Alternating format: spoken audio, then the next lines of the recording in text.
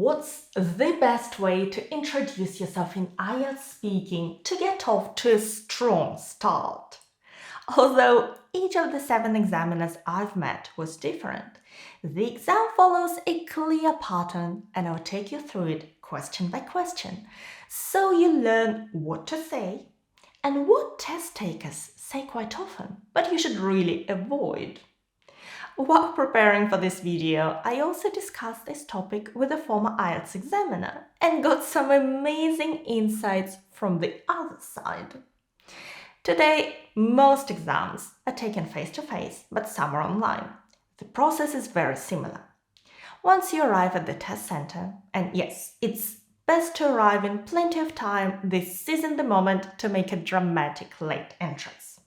So you arrive, go through the check-in process, leave all your belongings in a locker, including your watch and mobile phone, and sit down next to the test room, waiting to be called in. At the same time, in the test room, the examiner is preparing to meet the next test taker, choosing the topics in parts 1 and 2. Yes, they do choose topics before they meet you. The examiner will come out, greet you briefly, and invite you into the room. Let's see how it could go. Hello. Asaya? Yes, nice to meet you. Nice to meet you too. Please come in. Thank you. Sit down, please. Thank you. Short and natural answers. What's important is that our test taker said something, and it was brief and sounded friendly. When greeting the examiner, don't overthink it. A hello or hi is perfect. If you're feeling adventurous, you could try good morning or even good afternoon. The latter sounds a bit more formal, but unless you're in Australia, don't say good day. In British English, it's terribly old-fashioned. And in Australia, I believe it's pronounced more like good day. If you're watching me from Australia, do tell me if I got it right. The next phrase the test taker said was, nice to meet you, which I'd say is better in this situation than how are you. The question how are you requires an answer. And I guess we can trust the examiner is okay. They've been through enough of these tests already. On the other hand, nice to meet you is what we often say when we meet someone semi-formally. Also, the examiner simply replies, nice to meet you too, easy. If your speaking test is online, you will be sitting in the test room when the examiner connects, and they will probably ask you if you can hear and see them well.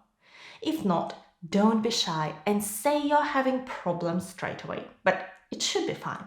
The first thing the examiner will say when you're both sitting down is this. This test has been recorded, so I'm just going to read some information first. You may not need to say anything at all, or something short, all right, okay. The only thing that matters here is that once they're done, they will turn on the stopwatch or timer. The test begins. From here, the exam lasts between 11 and 14 minutes and part 1 not more than 5 minutes. The examiner controls the time. What happens next? Let's have a look. Good morning, my name is Rebecca Jones. What is your full name, please? My full name is Asia Miat. And what shall I call you? Please call me Asia. Where are you from, Asia? I'm from Kazakhstan. Can I see your identification, please? Yes, of course. Here it is. It's my passport. That's fine, thank you. The first question is, can you tell me your full name, please? You can say, my full name is, my name is, or my name's. And you should give your name as it's written in your passport, including any middle names. Thomas Alexander Jones. If you have a patronymic name or the name of your father like I do, but it's not in your passport, don't give it. The second question is optional. And what shall I call you?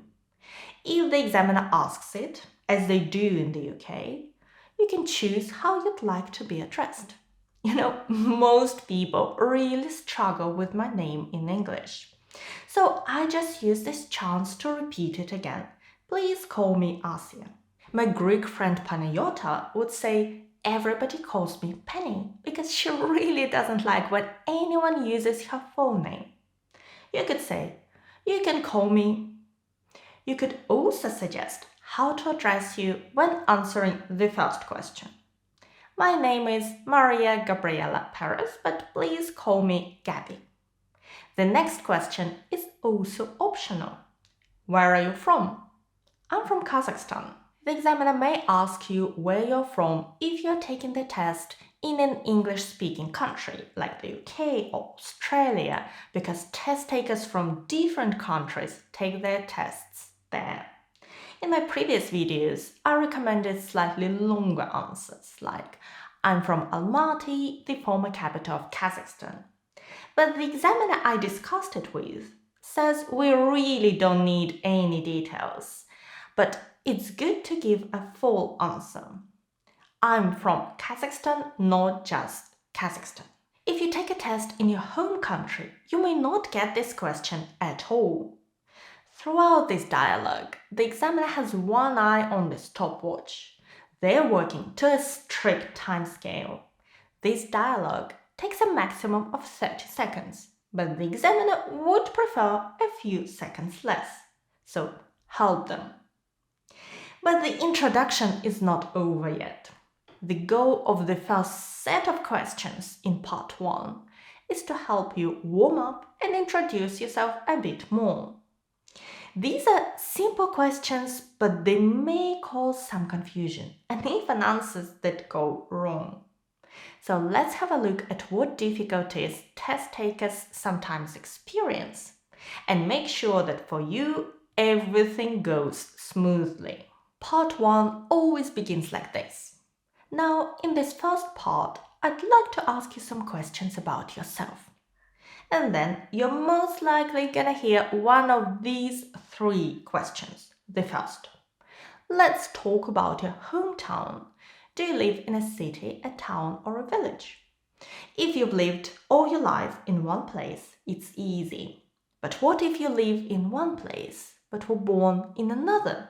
For example, I was born in Almaty. For a long time, I lived in a city called Bishkek, and now I live in London. Which one should I talk about? The answer is, the examiner doesn't really care. Pick whichever you'd like to discuss. Strictly speaking though, a hometown is where you lived as a child, so London is not my hometown because I moved here when I was 25. So I could say this. I currently live in London. I've been living here for over 10 years, but I was born and brought up in Almaty. So I've mentioned 2 cities and skipped one. Just keep it simple.